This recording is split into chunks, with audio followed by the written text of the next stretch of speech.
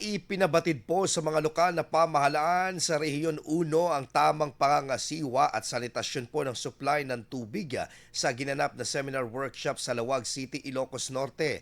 Dinaluhan ang nasabing aktibidad ng mga kinatawan mula sa iba't ibang LGU ng rehiyon upang matutunan ang wastong pagbuo at organisasyon ng mga Barangay Water Supply and Sanitation Associations or BIWASA. At gayon din ang tamang pagpapatakbo at pangangalaga sa mga pasilidad at utilities ng pinamamahalaan ng mga ito.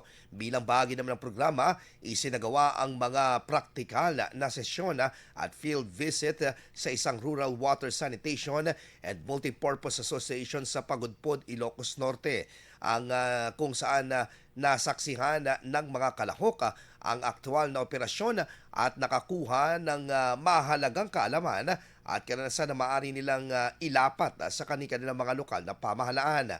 Layunin ng nasabing seminar workshop na mabigyan ng kakayahan ng mga lokal na pamahalaan na maisaayos o maisabuhay ang mga natutunan para sa pangangalaga o pangmatagan at pangangalaga at maayos na pamamahala ng tubig at sanitasyon sa kanilang mga komunidad.